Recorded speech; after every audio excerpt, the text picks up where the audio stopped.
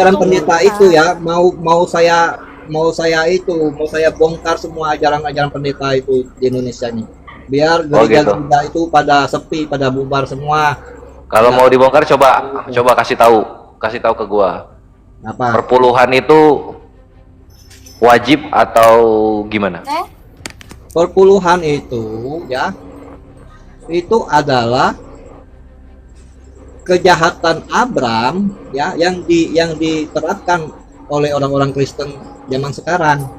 Abram itu sudah melakukan kejahatan ya, sudah berperang, sudah menang perang, itu hasil rampasannya itu diserahkan Anjing. kepada Melkisedek. Ini Ya. gini, tunggu. Hero. Ini lu Ya. apa? Lu di perjanjian lama nggak ada orang baik ya di perjanjian lama? Semua itu orangnya jahat semua ya? Iya. Anjing lu Kristen macam apa lagi lu ini? Ada datanya Aduh. Abraham itu menang berperang melawan musuhnya, ya kan? Terus hasil perpuluhannya itu diserahkan kepada Melkisedek. Maka pendeta-pendeta mengajarkan perpuluhan apa yang dilakukan oleh Abraham itu, ya, dilakukan oleh pendeta-pendeta yang percaya. Kan begitu. Makanya mereka itu selalu mengajarkan perjanjian lama itu karena ada perpuluhannya, ada persembahan sulungnya. Aduh. Itu makanya kalau saya membongkar itu, pendeta-pendeta itu udah kepanasan kayak cacing itu. Ya, kepanasan. Karena apa? Karena perpuluhan mereka itu akan sepi. Dan gereja Perpuluhan itu mereka akan sepi. Emang kenapa? Kan kalau orang ngasih kan perpuluhan itu sukarela kan? ya enggak lah. Enggak sukarela. 1/10 enggak sukarela. Itu harus, kalau tidak melakukan perpuluhan itu ada ayatnya lagi untuk mengancam jemaatnya. Mengancam. Apa ancamannya emang? Diancam oleh ayat-ayat di perjanjian lama itu, ada ayatnya. Enggak, gini. Ya, Apakah ayatnya. kalau tidak bayar perpuluhan masuk neraka? Enggak, itu akan hartanya nanti, rezekinya itu dimakan oleh rayap apa itu kan, rezekinya akan hilang, itu ancamannya. Oh gitu ya. Rezekinya tersendat begitu. Padahal nggak ada, Tuhan itu ya tidak ada mengajarkan perpuluhan. Tuhan itu bukan mata duitan, kita secara logika kita berpikir. Tuhan itu ya, masa mau perpuluhan, kita kerja susah-susah, kasih perpuluhan buat Tuhan. Tega benar Tuhan kalau kita secara berpikir kok mau uang kita yang susah-susah masih kekurangan, masih bayar perpuluhan. Jadi Tuhan Ya kan itu mungkin gini, mungkin kan ya lu kan saya ini Tuhannya Kristen ya, lu kan udah gua kasih uang gitu ya, seenggaknya uangnya balikin 1/10 gitu kali. ya itu makanya pendeta itu mengajarkan lagi, kalau kamu beri perpuluhan itu akan dilimpahkan lagi, berlimpah-limpah seperti main togel aja. Wah, Iya, bangke pasang togel lah. pasang kecil kena kecil. Jadi harapannya itu yang dikasih itu berkat-berkat yang melimpah, ya, berkat yang melimpah itu omong kosong itu. Hanya omong doang. Waduh. Ya, itu adalah pengharapan yang sia-sia, kosong itu, ya. Memberi yang banyak, diberkatilah, berlimpah-limpah. Nah sekarang oke lah, itu yang perpuluhan itu jadi nggak bikin masuk neraka, tapi kalau nggak melakukan itu diancam-ancam pakai dalil-dalil perjanjian lama. Nah sekarang berikutnya, ini orang-orang yang menyembah Tuhan secara Tritunggal ini, dia masuk kerajaan sorga nggak? Ya enggak lah, karena mereka melakukan hukum Taurat. Oh gitu. Iya, karena orang yang melakukan hukum Taurat, mereka di luar kasih karunia. Itu sudah dikasih pembatasan oleh Yesus sendiri. Jika kamu melakukan kasih karunia, harus meninggalkan hukum Taurat, perjanjian lama. Jika ingin melakukan perjanjian lama, itu sudah di luar kasih karunia. Jadi tidak ada keselamatan bagi yang melakukan hukum Taurat. Termasuk juga yang membayar perpuluhan itu, mereka semuanya itu akan binasa. Binasa itu gimana? Karena perpuluhan itu sebuah kejahatan. Lah kalau tanpa perpuluhan gimana mau bikin gereja? Ya Tuhan Yesus tidak ada memerintahkan untuk mendirikan gereja seperti pencakar langit ya. Tetapi Tuhan Yesus menyuruh untuk memuridkan ya, memuridkan bangsa-bangsa menjadi muridnya. Terus kalau mau nyanyi-nyanyi bareng di mana? Kontrakan. Apa Pak Iro, memburitkan? Apa memburitkan maksudnya gimana nih? Memuridkan. Oh, memuridkan. Aku pikir memburitkan. Ya, lanjut ya. Ya, terus kalau misalnya nggak ada gereja mau ibadah di mana? Kontrakan. Kontrakan padat Ya, penduduk. jadi ajaran Yesus ya yang Rumah diajarkan toko. itu, Mau di ya, mana? menyembah Yesus itu harus di dalam roh dan kebenaran. Hah? Di dalam roh dan kebenaran. Maksudnya gimana itu? Dalam hati maksudnya? Di dalam roh kita ini. Jadi nggak ada nyanyi-nyanyi. Kalau nyanyi itu ya sebenarnya nyanyi itu ya kalau untuk beribadah itu ya nggak ada nyanyi itu. Oh, nggak ada ibadah nyanyi-nyanyi itu nggak ada sebenarnya. Iya. Lah kan orang Kristen biasanya mengungkapkan perasaan cinta kepada Tuhannya dengan nyanyian kan? Iya. Itu jatuhnya kan ibadah itu. Nah, sekarang kalau nyanyi kan ribut tuh. Kalau misalnya nggak sesuai tempatnya, bikinlah mereka gereja. Lo bilang gereja itu nggak ada perintahnya. Mau nyanyi di mana mereka? Ya kalau kita menyanyi ya menyanyi aja di dalam roh dan kebenaran gitu. Maksudnya gimana itu? Kalau berkomunikasi dengan Tuhan itu ya di dalam roh dan kebenaran, bukan di dalam gereja. Kalau di dalam gereja itu yakinlah nggak ada Tuhan di situ. Tuhan itu tidak ada di dalam gereja itu. Aduh. Karena apa? Tapi kan gini, di dalam gereja kan banyak salib sama foto Yesus kan? Foto Tuhan. Ya itu kan bagi mereka. Kalau foto itu bagi saya itu bukan Yesus. Siapa itu? Itu seniman yang terkenal di zamannya Romawi. Apa? Seniman yang terkenal di zamannya Romawi. Oh, itu muka seniman bukan muka Yesus ya? Bukan. Ya, coba itu yang ini belum beres karena gue belum ngerti. Lu bernyanyi dalam roh dan kebenaran itu gimana? Prakteknya itu gimana? Ya kalau nyanyi kan biasa. Tapi kalau sudah ke gereja itu sudah beda lagi. Lu tuh gimana? Ini kayak gini misalnya, Yesus tak punya hepeng lagi, hepeng kita lah yang jadi hepengnya. Nah itu nyanyi dalam roh dan kebenaran nggak? Ya. Oh gitu? Oh kayak Ya. gitu juga dalam roh dan kebenaran? Iya. Oh, nah itu maksud gua itu kalau nyanyi kayak gitu satu orang nggak apa-apa. Tapi kalau udah 200 orang ngumpul dalam kontrakan kan ribut. Solusinya apa? Bikin gereja. Sebenarnya ya, Ya. Yesus itu mengajarkan 1 atau 2 orang berkumpul, dia ada di situ, Oke. hadir di situ. Enggak perlu Ah. banyak orang. Memang kalau banyak orang itu sudah ngacau itu, sudah mengganggu keselamatan. Jadi kalau orang Kristen banyak-banyak itu ngacau maksudnya gitu. Ya ngacau lah. Pakai musiknya itu gedar gedor, drummernya itu bam bam, ya kan gedar, ya kan itu kan sudah berisik. Mau ibadah gimana ini kalau suara musiknya begitu ya kan? Mau beribadah kepada Tuhan jadinya kemana hanyutnya itu? Ya bisa geleng-geleng kepala jadi ngodek nanti. Oh gitu. Kalau 2, 3 itu ibadah. Tapi kalau udah misalnya udah 50, 70 itu ngacau namanya. Bisa gitu ya? Iya makanya. Aduh. Kalau kayak gini caranya memang mesti banyak yang dievaluasi ya. Karena apa? Balasannya neraka ya. Kalau salah-salah itu ya. Salah di mananya? Ya kalau misalnya salah-salah kayak cara ibadahnya yang kebanyakan orang jadinya ngacau, perpuluhan, Yesus punya bapak, Iya. padahal bapak itu iblis, itu neraka kan jatuhnya kan? Iya. Karena nama Tuhan itu satu nama Tuhan itu. Enggak banyak. Tapi untuk gereja itu ya menyembah Bapak. woi Bapak Allah gitu dia bilang. Jadi bingung aku mau dibaptis lah. Tadinya aku udah mau dibaptis loh, Hiro. Hah? Kan Nah. tadinya aku udah mau dibaptis kan, gara-gara Tante Uti. Kata Tante Uti, nanti kita akan masuk ke dalam surga bersama Yesus dan Bapa. Kita akan bernyanyi dalam tubuh kemuliaan.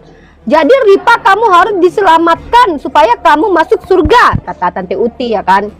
Teringat-ingat laku Tante Uti. Sekarang Tante Uti udah enak di surga kan. Pengen dibaptis, tapi kok mana ini? Aku dibaptis ikuti siapa ini? Si Petra bilang tadi apa? Si Petra bilang tadi tubuh Tuhan yang mati. Siapa tadi sebelumnya tadi yang lagi? Iblis. Sekarang Hiro bilang iblis. Bapak Lase tadi lain lagi. Siapa yang mau ku ikuti ini kalau aku mau dibaptis? Bingung juga orang Islam nih kalau mau jadi Kristen ya. Bingung Iya, kita siapa kita ini? bingung. Ya pasti bingung. Tetapi kalau yang benar itu ya dibaptis itu tidak perlu dengan air, ya. Karena di Kisah 2 ayat 38 Gak perlu pakai air pula. itu ya, baptis itu di dalam nama Yesus. Hah? Tidak pakai air, nggak ada di situ ayatnya disebut air. Kalau air Ini yang itu, betul. kalau air itu memang kalau zaman-zaman dulu itu pakai air itu ya Yohanes Pembaptis, ya kan? Nah, kalau dari Jadi aku masuk Kristen lah, bingung aku nggak jadi tetap Islam aja lah, aku nggak ada bingung-bingung. Yohanes Pembaptis itu, ya kan? Itu ada tertulis di Lukas 16 ayat 16. Ya. Nah, Jadi sebenarnya Lu Yesus tahu ini Buti? siapa? Lu tahu Buti? Hiro, tahu Buti? Tahu Buti Watimena? nggak tahu. Jadi Buti Watimena itu dia Teologi senior.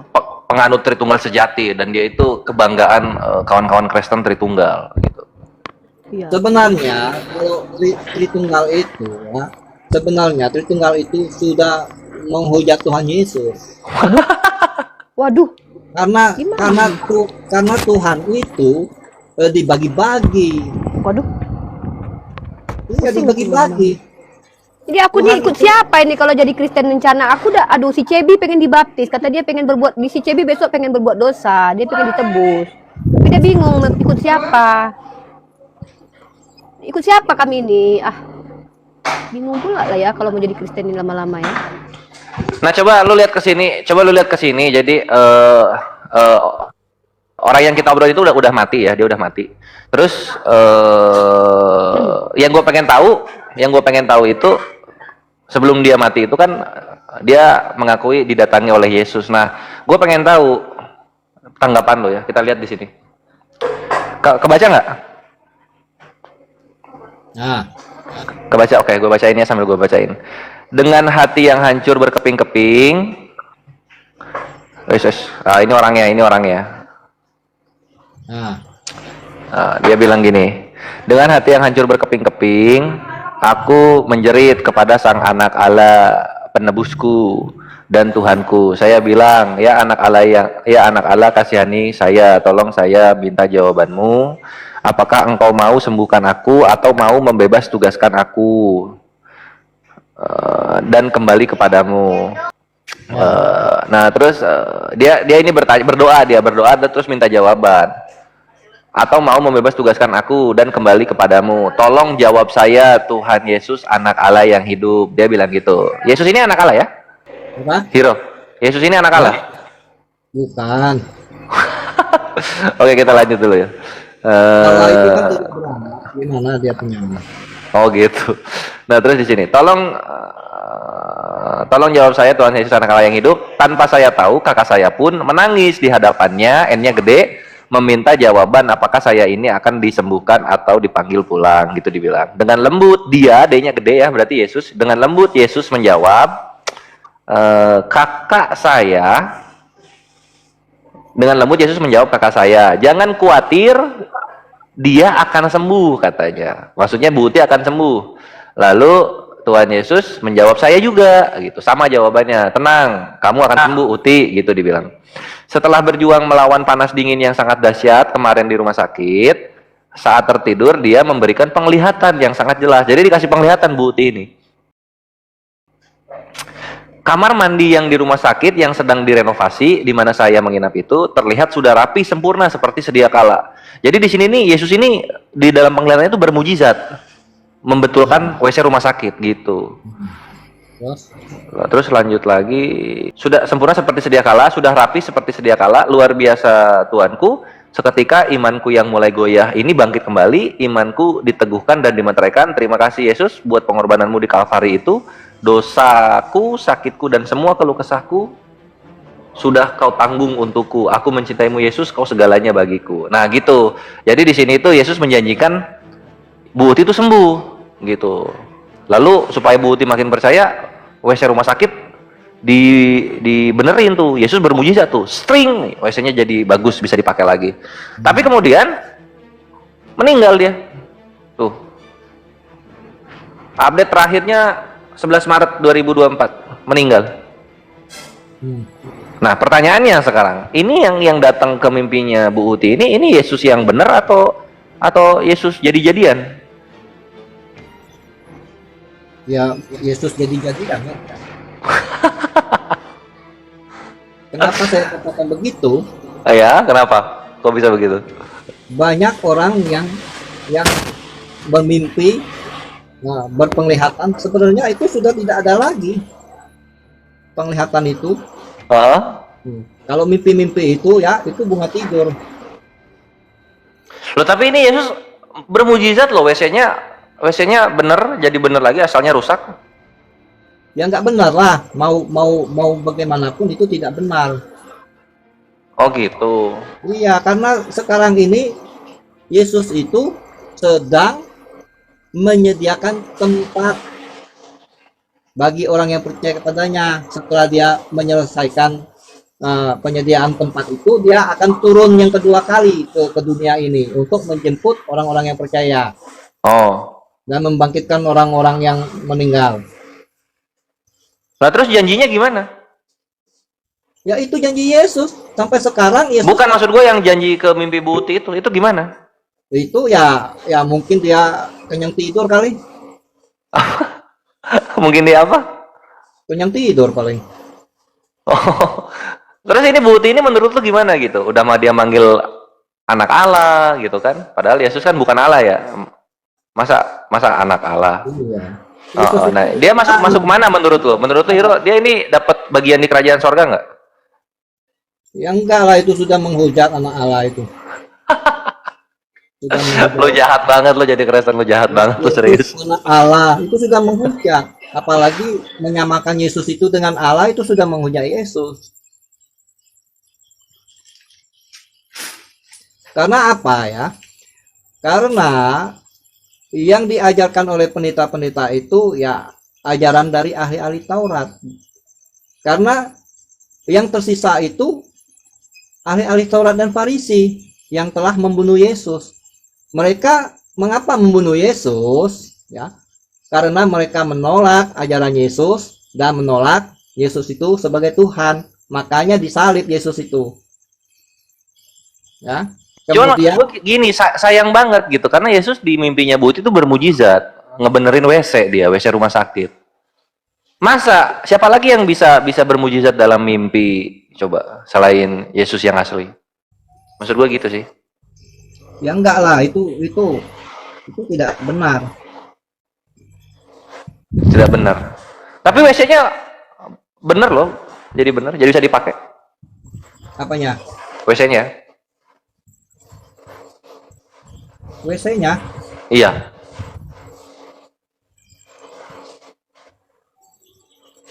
WC-nya bisa seperti sihir gitu. Iya. Kan gitu tadi Bu Uti dalam penglihatan dikasih lihat. Ya WC-nya rusak pertamanya sama Yesus. Yesus bermujizat. WC-nya pun betul jadinya bisa dipakai lagi seperti sedia kala. Nah, mungkin itu dia berdusta kali saksi dia itu. Oh, mau meninggal, masa berdusta mau meninggal? Itu mau meninggal loh, masa berdusta dia? Mau meninggal dia? Tapi aku nggak percaya itu. Lu bayangin kekuatan Bu Uti Watimena ya. Kenapa berdoa, Yesus datang kepadanya. Ya, apa? Begini pertanyaannya. Apa? Ya, jika itu benar, ya kan? Kalau WC itu dibetulin tring langsung. Apa susahnya untuk sembuh bagi dia kan? Tring Lah, langsung sembuh kan gitu. oh. Jadi itu tidak sesuai dengan permintaannya karena dia minta untuk disembuhkan, tetapi yang dilakukan itu membetulin WC. Jadi Tuhannya itu budak, ya budak lah. Oh, orangnya mintanya begini, yang dilakukan lain, ya kan? Jadi nggak masuk akal. Lu bahasa lu parah banget lu. Iya, nggak masuk akal gitu.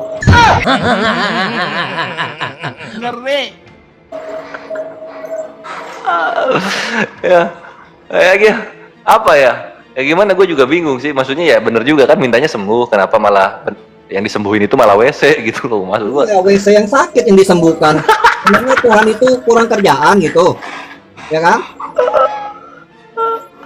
Nah, itu kalau dibuat sebagai saksi itu sudah jadi saksi dusta itu. Oh gitu ya. Iya. Aduh. Yang mana ya? Mereka akan percaya dusta itu. Ya. Tuhannya itu mendatangkan kesesatan di umatnya yang percaya dengan dusta. Nah, itulah dusta-dusta yang disaksikan menjadi kesaksian. Iya. Benar? Ya cukup masuk di ini sih. Apa argumen lu bisa diterima lah. Bisa diterima.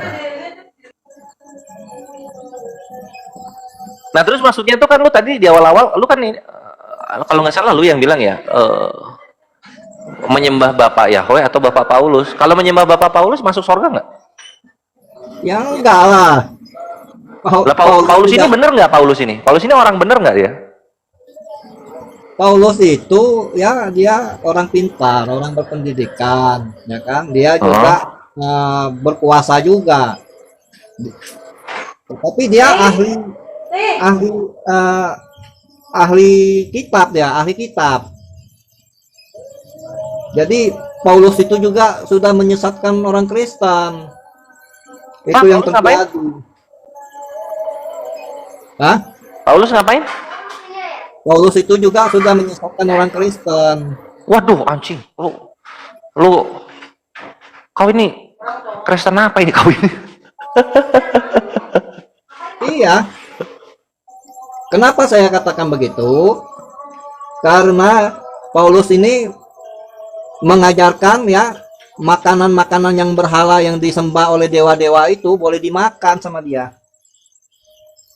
Itu sudah najis bagi Tuhan. Tuhan itu paling murka orang yang musyrik, orang yang menyembah dewa-dewa itu, dewa patung, dewa berhala kan. Lalu makanannya itu yang disesajen itu boleh dimakan kata Paulus. Kapan dia ngomong gitu? Ya ada itu ayatnya, saya lupa ayatnya itu di mana. Waduh, kayak mana ini anjing? Kayak mana? Iya ada itu.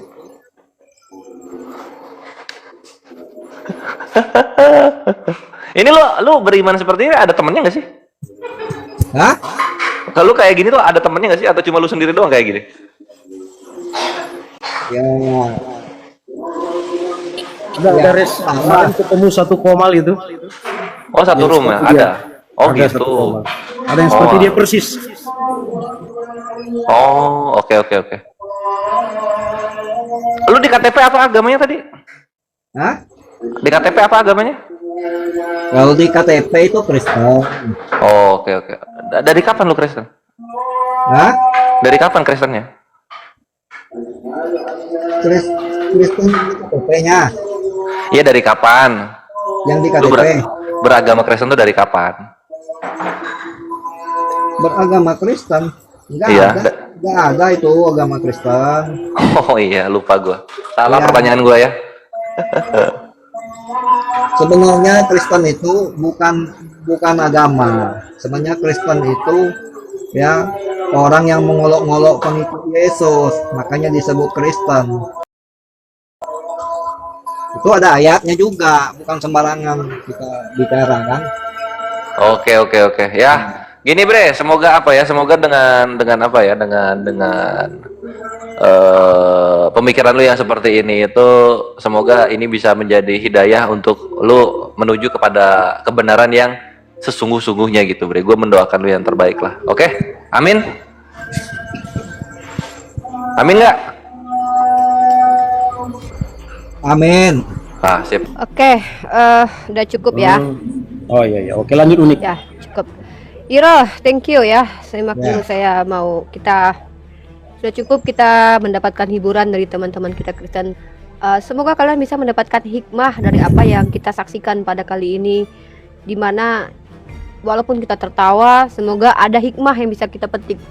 Yang pertama adalah hikmah dari apa yang kita saksikan dari tadi, dimana bagaimana orang-orang yang mengaku memiliki Roh Kudus satu sama lain ketika merepresentasikan ajarannya mereka berbeda-beda.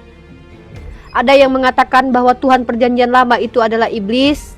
Ada yang mengatakan bahwa Tuhan Perjanjian Baru itu adalah Bapa itu sendiri. Kemudian ada yang mereka mengatakan mereka berbeda pribadi. Inilah kenapa bahwa ajaran ini adalah ajaran yang datang dari konsep manusia yang tidak pernah diajarkan oleh nabi-nabi terdahulu.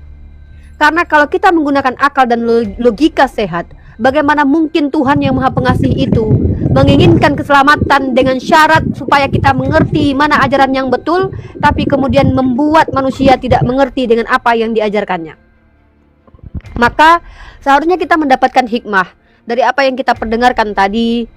Mungkin kita boleh tertawa, silahkan tertawa, tapi jangan lupa memetik hikmah bahwasanya apa yang dipertontonkan oleh saudara-saudara Kristen tadi membuktikan bahwa Islam adalah agama bagi orang-orang berakal.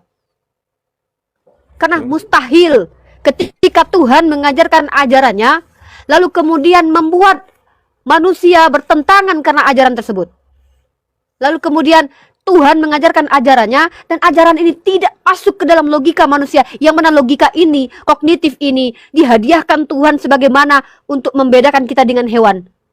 Akal kita menolak ketika ada yang mengatakan Tuhan dalam Perjanjian Lama itu adalah iblis, atau yang di Perjanjian Baru adalah Bapa itu sendiri. Bagaimana mungkin Allah Subhanahu wa taala yang memberikan kita akal sehat, yang membedakan kita dengan monyet? Apa perbedaan kita dengan monyet? Masalah bulu, kita juga punya bulu. Hidungnya, 2 lubangnya. Apa yang membedakan kita?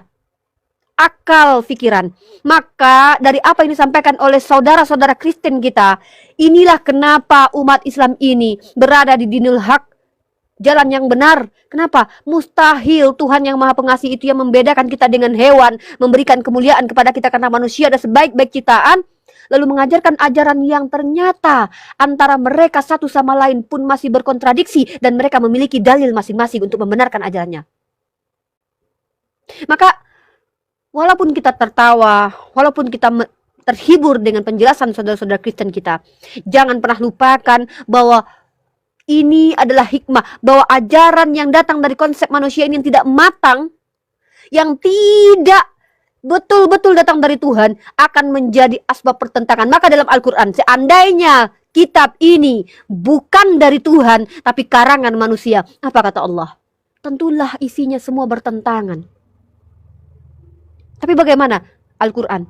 Sudahkah ada jurnal ilmiah yang bisa membuktikan bahwa antara ayat satu dengan ayat lain bertentangan? 1400 tahun. Apakah kalian pikir orientalis tidak belajar? Snok Horgonye, dia belajar bahasa Arab, bahkan menerjemahkan bahasa Arab. Louis Ma'aluf, Katolik, belajar bahasa Arab, menerjemahkan bahasa Arab. Apakah sudah dia menemukan kekurangan dalam Al-Quran?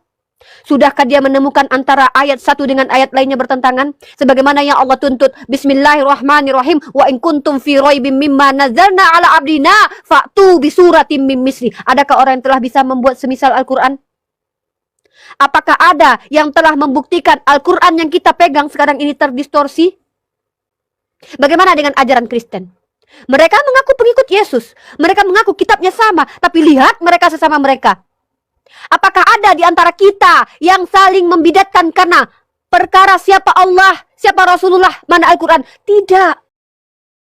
Kita saling membidatkan sama ini Syiah. Kenapa kita berbeda akidah dengan mereka? Karena mereka mengkultuskan Sayyidina Ali. Bukan berarti mereka mengatakan bahwa Ali adalah Allah. Karena tentang Allah itu jelas. Sebodoh-bodohnya umat Islam tidak ada yang bertentangan bahwa Allah itu Tuhan, Muhammad adalah Nabi.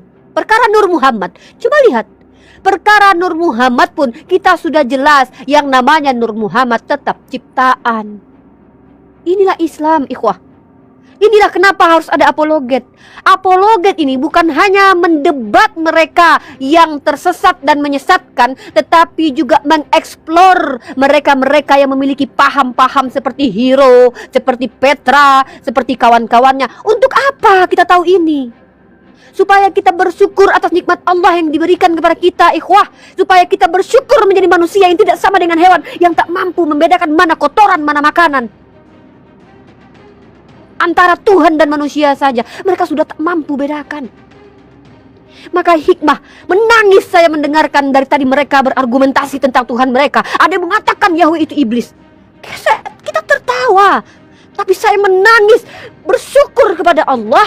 Betapa saya bersyukurnya Allah berikan nikmat Islam, sehingga saya tidak pernah melontarkan kekejian, pengutukan terhadap Tuhan saya. Mereka percaya di kitab mereka, jangan kau sebut nama Tuhanmu sembarangan. Tapi lihat yang mereka lakukan. Mereka percaya Tuhan yang mengutus Musa, yang mengutus Daud, mengutus Abraham, itu iblis. Mereka percaya itu. Mereka percaya bahwa manusia yang mati di tiang salib itu adalah pencipta dunia, sebagaimana orang Yunani mempercayai Zeus sebagai pencipta alam. Saya tertawa, ikhwah. Tapi saya menangis, bersyukur atas rahmat Allah.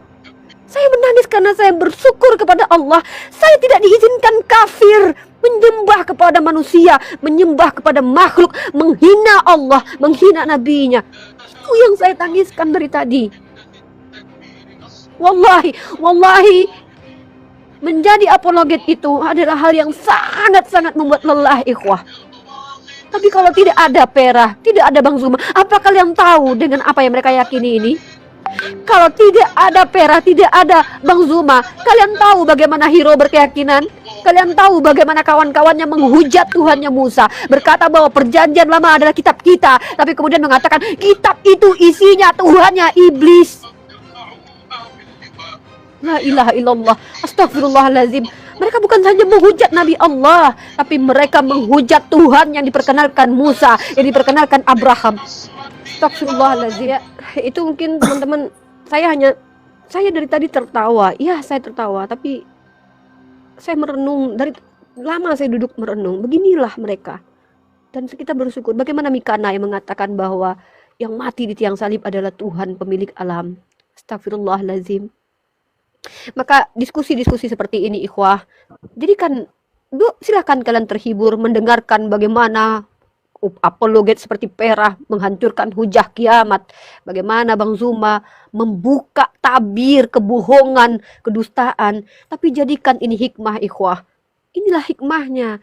Jadi jangan hanya sekedar teman-teman semua terhibur, tertawa. Iya, jangan sampai tertawa melalaikan kita dari memetik hikmah. Jangan sampai tertawa menutup hati nurani kita.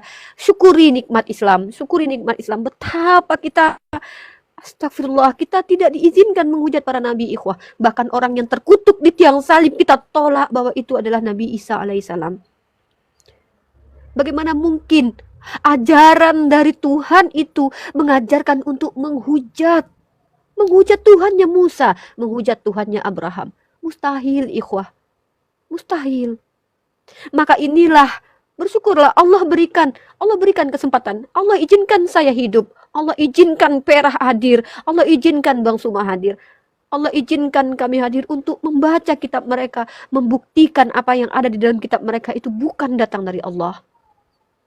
Kita tidak masalah mereka mengimani botol kecap, botol galon, sendal jepit sebagai Tuhan.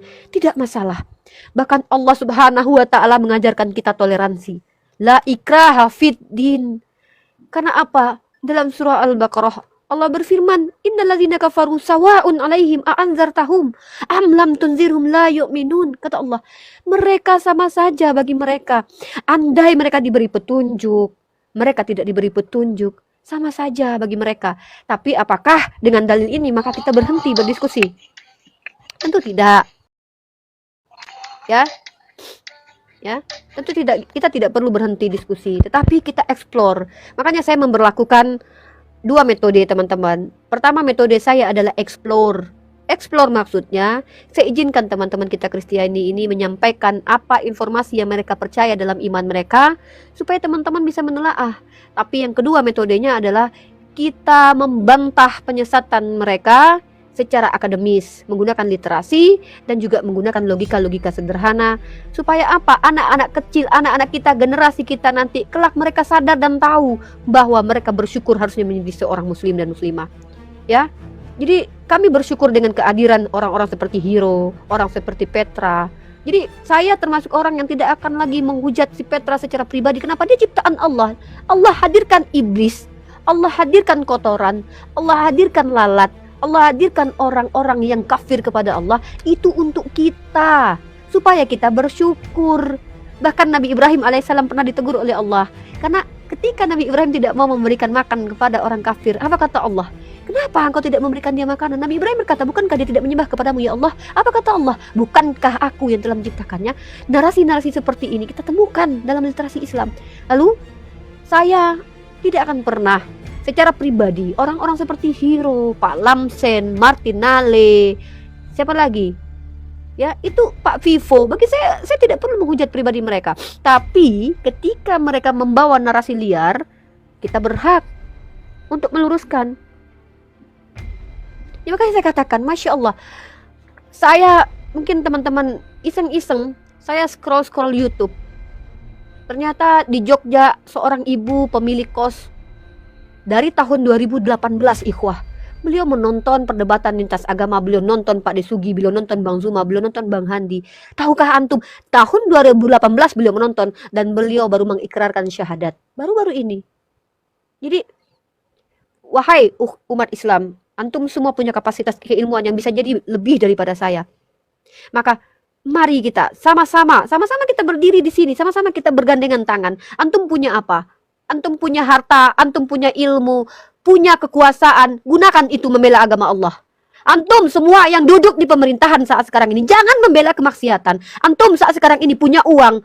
Kami tidak minta antum bagi-bagi duit kepada para apologet, tidak. Tapi gunakan uang antum untuk membela agama Allah. Biarkan perah otaknya bekerja untuk membaca kitab Al-Bidayah wa Nihayah, lalu menyimpulkannya, lalu membuat resumnya. Biarkan saya membaca buku-buku orang Kristen sampai kepala saya mau pecah.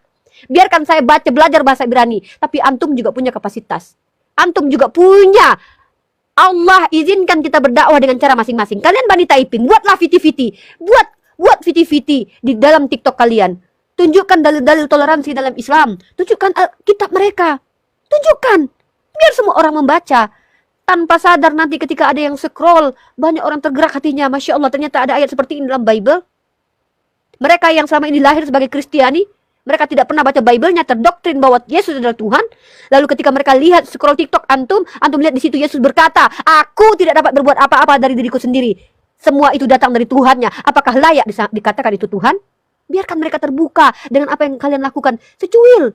Sama seperti kita membagikan postingan-postingan orang di Palestina. Mungkin tidak banyak. Bagaimana dengan burung yang membawa air lalu menyirami api yang membakar Nabi? Apakah itu banyak? Bukan banyak atau tidaknya, tapi usaha kita, ikhwah. Usaha kalian. Jadi, Masya Allah, saya jujur, saya dulu 3 tahun lalu saya banyak menangis. Perah saksi betapa saya banyak menangis mendengarkan orang-orang menghujat Nabi saya. Saya menangis, ya Allah, macam mana saya menjawab ini, ya Allah? Nabi saya dituduh pedofil, ya Allah. Bagaimana saya menjawab ini, ya Allah? Saya menangis, ikhwah. Wallahi saya menangis. Tapi apa yang perlu? Saya menangis tidak belajar, apa gunanya? Saya membaca, ternyata kita menemukan jawaban-jawabannya. Jadi, ayo sama-sama kita berdiri, umat Islam. Kalian mungkin terhibur dengan apa yang mereka lakukan, penistaan mereka terhadap Tuhan mereka. Tapi ambil hikmahnya. Mari kita belajar. Tidak ada kata terlambat. Kalian baca Bible, kalian perlihatkan kepada publik, ini loh yang ada di kitab mereka. Ya. Dan satu lagi, saya paling banyak menangis ketika ada saudara saya muslim dijadikan bulan-bulanan di room Kristen. Ini mohon dengan sangat, kalau antum tidak memiliki ilmu perbandingan agama, jangan naik ke komal mereka. Belajarlah dulu. Dengarkan Bang Zuma, catat Catat semua dalil-dalil yang dibawa Bang Zuma. Catat screenshot semua website yang dibawa Perah dan website yang dibawa sama Bang Jibril. Antum butuh itu. Antum juga punya laptop, punya handphone. Jadi tidak mungkin Allah menciptakan segala sesuatu sia-sia. Ya, saya dalam tertawa, saya menangis, ikhwah.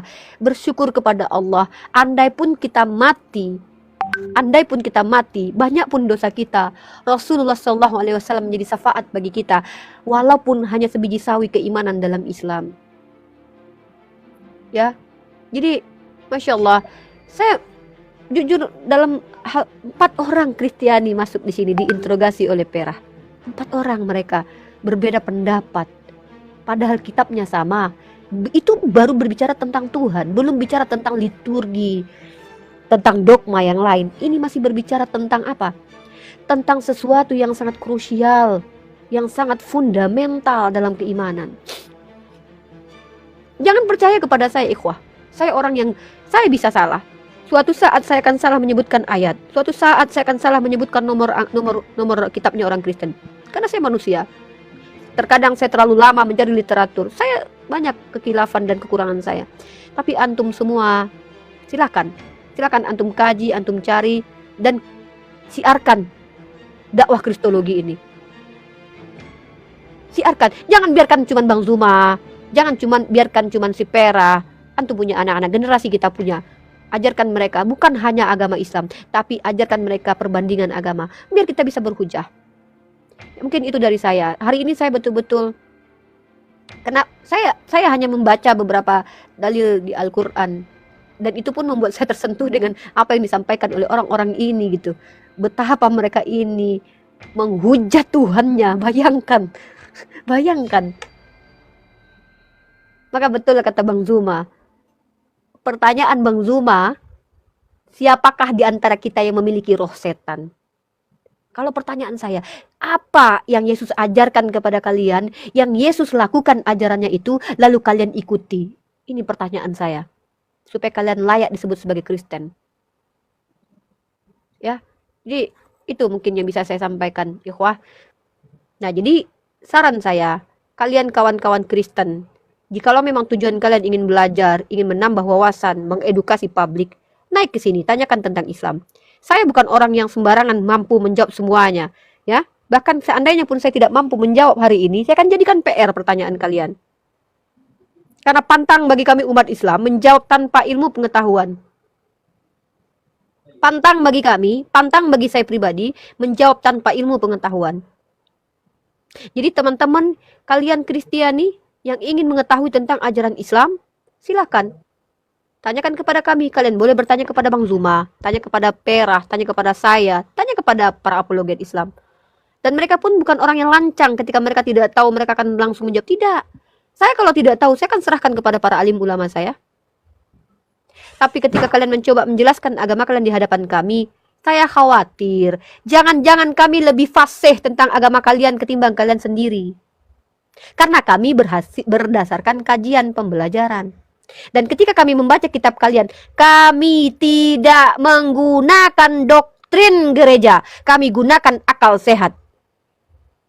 Jadi kalau kalian punya ilmu, silakan kalian diskusi dengan kami. Kalau kalian merasa jauh lebih berilmu dari kami umat Islam, silakan debat kami, silakan naik ke komal kami. Kami memberikan kalian ruang, tempat. Kami berbeda dengan rum-rum Kristiani, rum Agatha yang tidak berani menaikkan kami umat Islam dikarenakan tujuan komal dibuat hanya untuk menghujat agama Islam. Bagaimana dengan rum Islam? Rum Islam adalah rum counter, rum yang menjelaskan tentang Islam, rum yang memberikan paham tentang Islam kepada kaum kufar. Ini rum kami ini buat kalian. Saya dedikasikan waktu saya belajar itu untuk menjawab kalian saudaraku yang nonis dan Kristen. Saya tidur kurang, baca buku, itu untuk kalian.